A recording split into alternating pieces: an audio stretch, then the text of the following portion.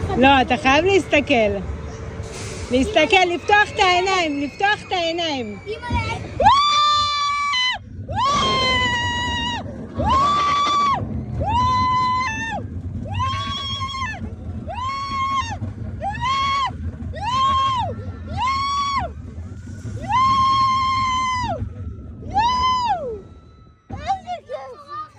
איזה כיף.